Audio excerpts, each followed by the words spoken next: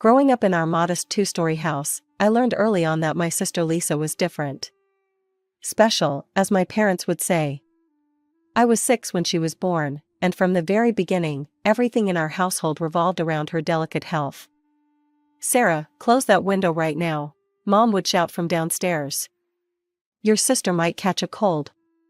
This was the soundtrack of my childhood, a constant reminder that Lisa's well-being was everyone's primary concern. I remember the first time I really understood how different our roles would be. I was 12, and Lisa had just started elementary school. She came home one day with a runny nose, nothing serious, but you'd think she had pneumonia from how my parents reacted. "This is your fault, Sarah," Dad's words cut through me like a knife.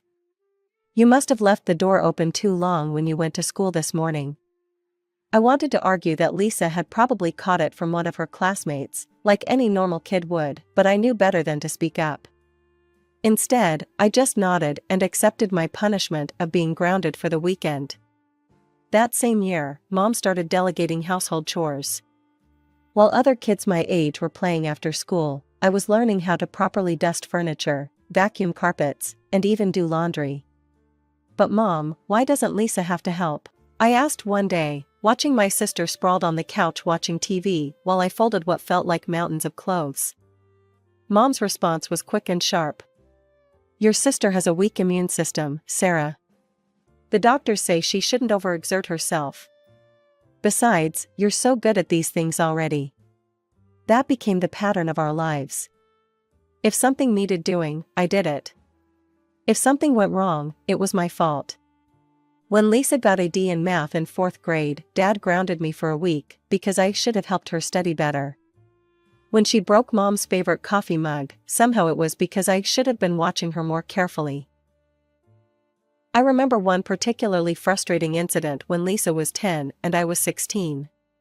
She had taken my favorite sweater without asking and spilled juice all over it. When I complained to Mom, she just sighed and said, "Sarah, you should have put it somewhere she couldn't reach it. You know how careless she can be."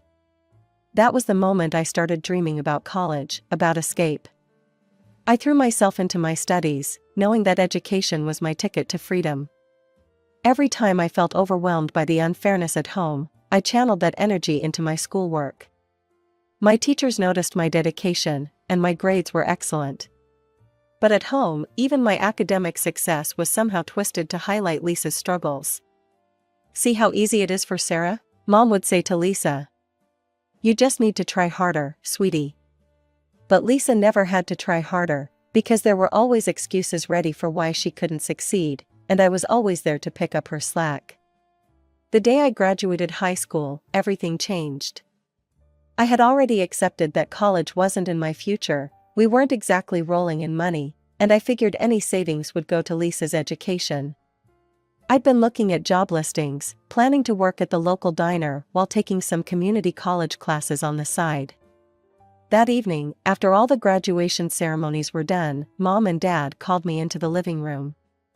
Lisa was sprawled on the couch as usual, playing on her phone.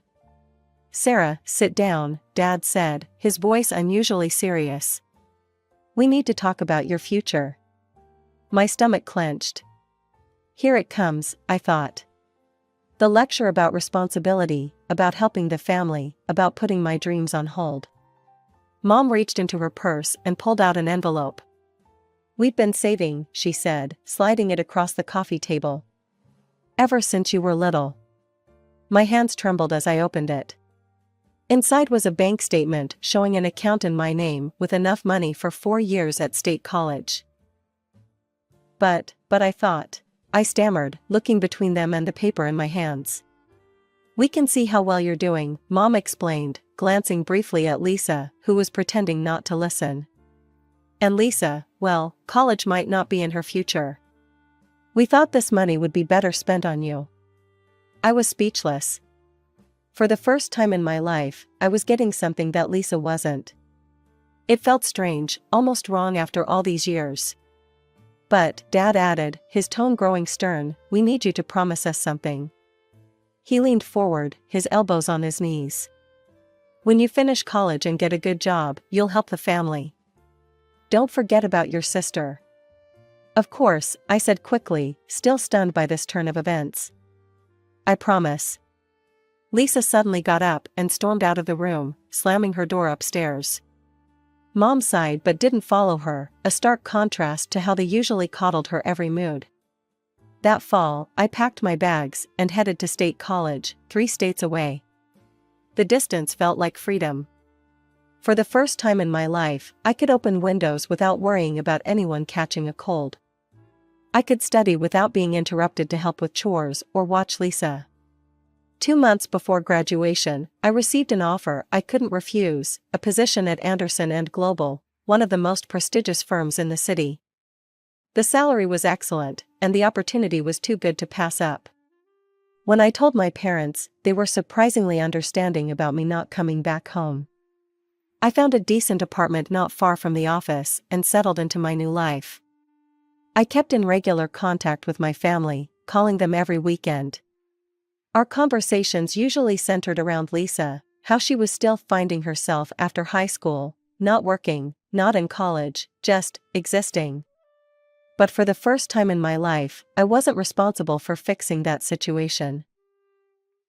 3 years into my job at Anderson & Global, Mom called with that tone in her voice, the one she always used when she wanted something. I was reviewing quarterly reports when my phone lit up with her name. "Sarah, honey," she began, her voice sweet as honey. "You know Lisa's been having such a hard time finding work." I closed my eyes, already knowing where this was going. "Your company is so successful," she continued. "Couldn't you put in a good word for your sister? Maybe get her a position there? She's very smart, you know that." My stomach twisted into knots. How could I explain that Lisa, who hadn't worked a day in her life and hadn't gone to college, wouldn't make it past the first round of applications at a firm like Anderson & Global? "Well," I said carefully, "we do have some openings. Let me send over the application form so Lisa can see what the requirements are." That evening, I forwarded the standard application form to Lisa's email. The requirements were crystal clear: bachelor's degree required, proficiency in SAP and Oracle systems, fluent in 2 foreign languages besides English, minimum 5 years of relevant experience preferred. After that, Mom stopped asking about getting Lisa a job at my company. Life went on. I worked hard, got promoted twice, and started building up a decent savings account. The thought of buying my own place began to take shape: no more rent, a place to truly call my own. 2 years later, I decided to visit home for the first time in months. The house looked smaller than I remembered, the paint peeling in places. Lisa was still living there, sprawled on the same couch, scrolling through her phone, just like when we were teenagers. Over dinner, I shared my plans. "I've been saving up," I said, pushing my peas around the plate. "I'm thinking about buying an apartment. The market's good right now, and with my credit score, I could get a decent mortgage rate." The table went quiet. Mom and Dad exchanged looks, while Lisa suddenly seemed very interested in her mashed potatoes.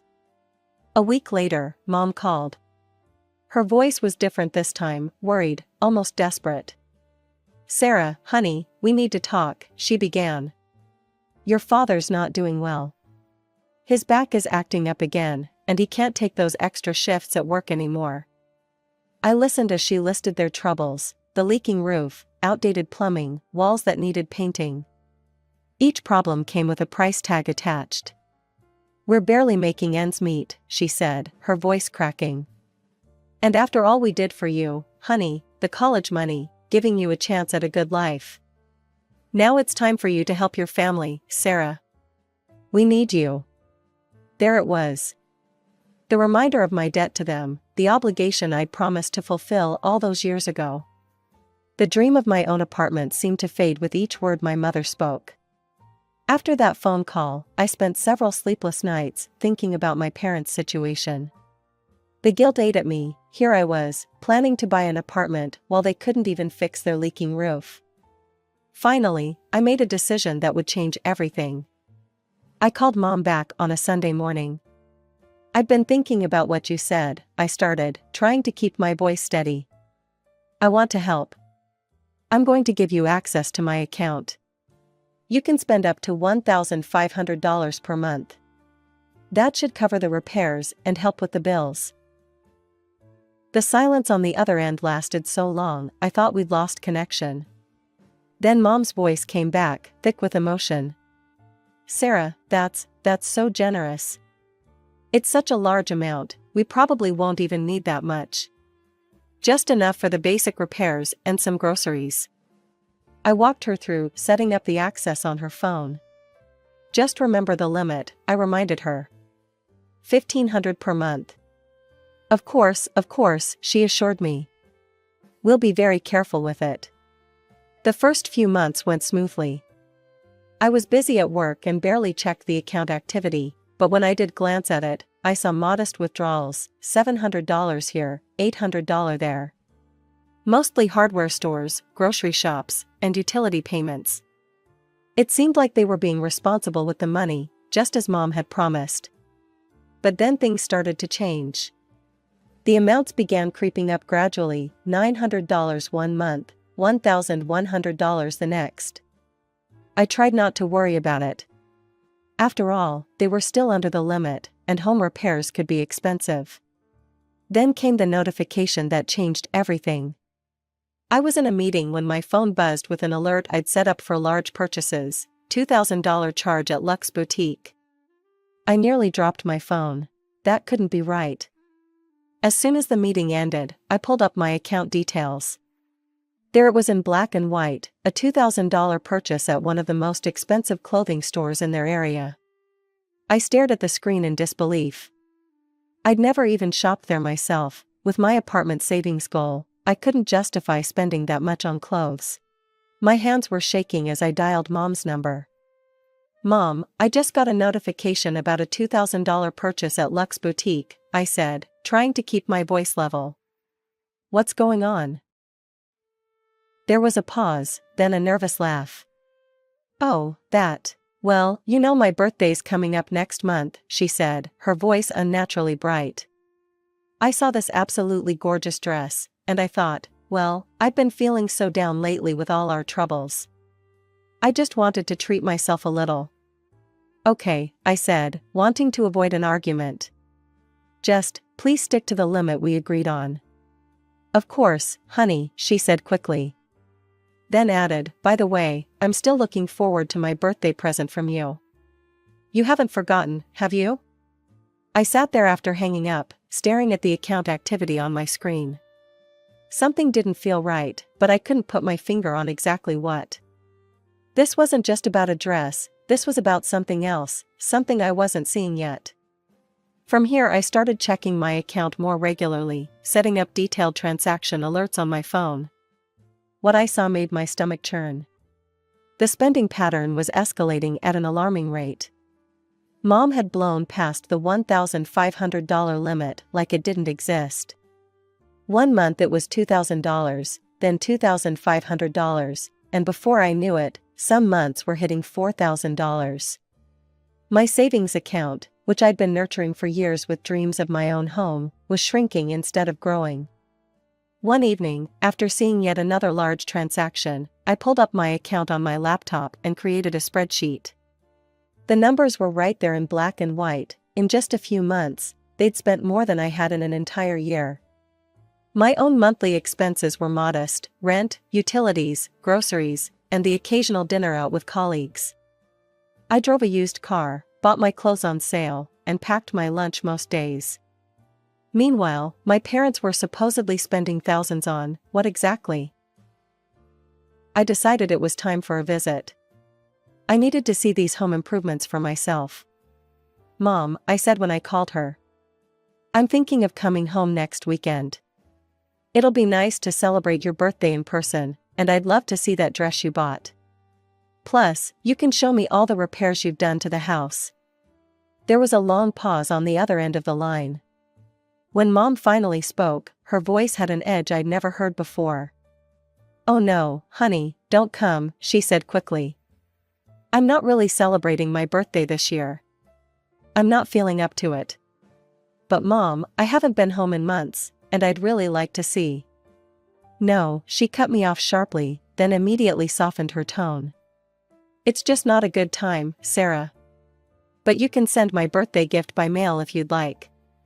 That call set off every alarm bell in my head. I spent the entire night going through 6 months of bank statements, line by line. The more I looked, the less sense it made. There were charges from stores I knew my mother would never shop at, restaurants that stayed open until 2 a.m., bars I'd never heard of. The home repair expenses were there, but they were tiny compared to everything else: $150 at Home Depot, $200 at a plumbing supply store. These were dwarfed by charges from high-end boutiques, jewelry stores, and electronic shops. Someone had bought a $1,200 smartphone last month. My mother still used the same flip phone she'd had for years, saying she didn't need anything fancy. The pattern started emerging like a picture coming into focus. Teenage bars, nightclubs, designer clothing stores, makeup shops, nail salons. These weren't the expenses of my aging parents who could barely make ends meet. These were the expenses of someone else entirely, someone young, someone who liked to party, someone who had expensive taste and no job of their own. Lisa. The realization hit me like a physical blow. All those times Mom had talked about the leaking roof and broken plumbing, all those guilt trips about helping the family, it had been a smokescreen. My supposedly struggling parents weren't using my money to repair their house. They were funding my sister's extravagant lifestyle. I felt sick to my stomach as I scrolled through transaction after transaction. A $300 spa day. A $500 shopping spree at a designer outlet. $200 bar tabs multiple times a week. This was why Mom didn't want me to visit. There were no major repairs to see, no improvements to show off. Just Lisa, living it up on my dime while I pinched pennies and put off my own dreams. I spent the next morning rehearsing what I would say, pacing my apartment with my phone in hand. Finally, around noon, I made the call. "Mom," I said as soon as she answered, my voice steadier than I felt. "We need to talk about where my money is really going." There was a long pause on the other end. "What do you mean, honey?" "I think you know exactly what I mean." I took a deep breath. "The bars, the designer clothes, the new smartphone, those aren't your expenses, are they?" "They're Lisa's." I heard her inhale sharply, then let out a long sigh. When she spoke again, her voice had changed, no more sweet talk, no more pretense. "Well, what did you expect?" she said defensively. "We're family. Lisa needs nice things too. She can't help it if she hasn't found her path yet." "Mom, you lied to me. You told me the money was for house repairs." "We did use some of it for repairs," she interrupted. "But Sarah, you have so much, and Lisa has so little. Besides, you owe us.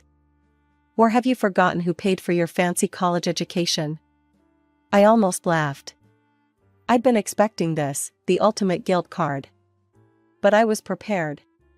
"Actually, Mom, I ran the numbers last night. Every single expense for the past 2 years. Would you like to know what I found?" I pulled up my spreadsheet. "In the past 24 months, you've spent $72,000 of my money. That's more than what you and Dad paid for my college tuition, plus interest. So no, I don't owe you anything anymore." The line went quiet. Then, without another word, Mom hung up. Almost on autopilot, I opened Facebook and typed in Lisa's name.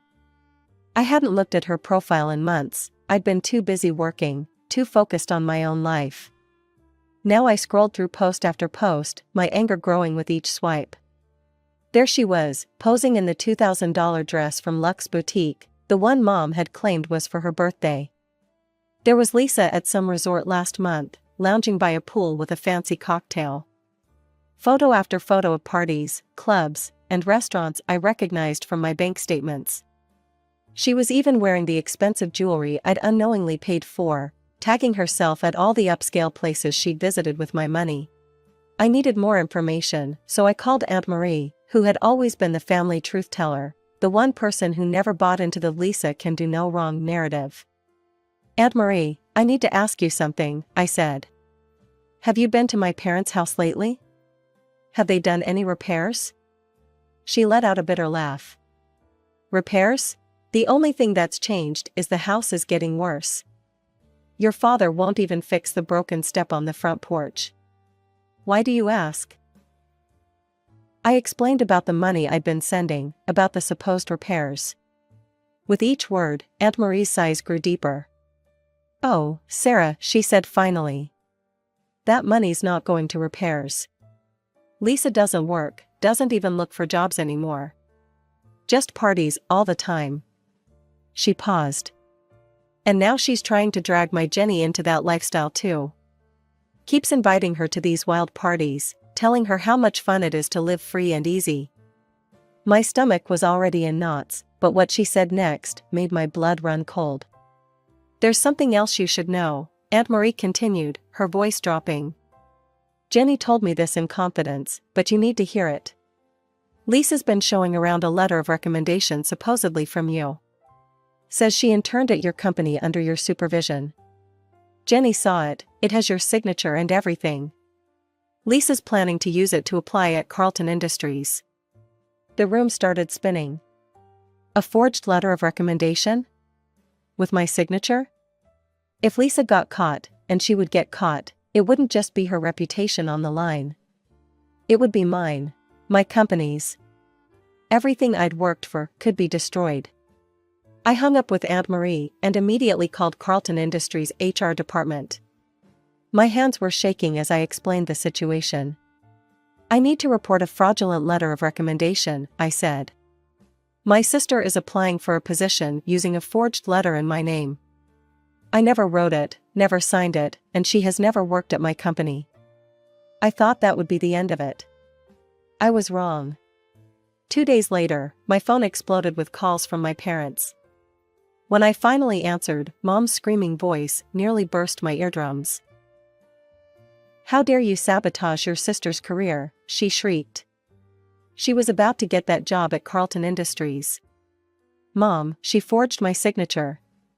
She was finally trying to make something of herself, Mom continued as if I hadn't spoken. And you ruined it.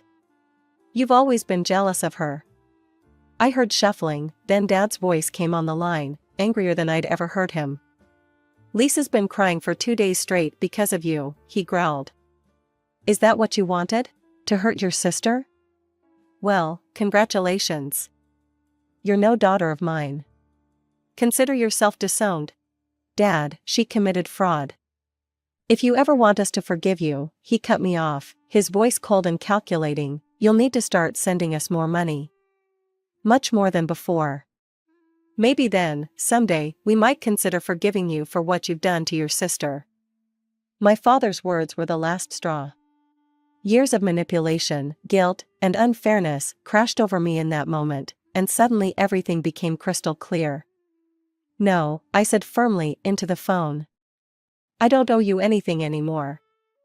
I helped you selflessly, and you lied to me. If you need money so badly now, why don't you ask Lisa to help? She's the one you've been spending all that money on anyway. Before they could respond, I hung up. With shaking hands, I opened my banking app and permanently revoked my mother's access to my account. As I pressed the confirm button, I felt a weight lift from my shoulders, and a new one settle in my stomach. I knew what was coming. The call started the next morning. How could you do this to us? Mom's voice screeched through my voicemail. After everything we've done for you. You selfish bitch, Lisa's message followed. You think you're so much better than everyone else with your fancy job and your perfect life. I deleted the messages without listening to the end. But they kept coming, day after day.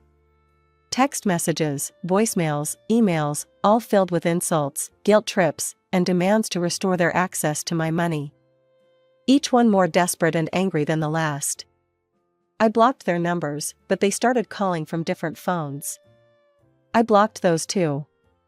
A week into the barrage, Aunt Marie called. Sarah, honey, she said gently. I wanted to warn you, your parents are calling everyone in the family. They're telling everyone what a terrible daughter you are, how you abandoned them in their time of need. She paused. I know the truth, and so does Jenny.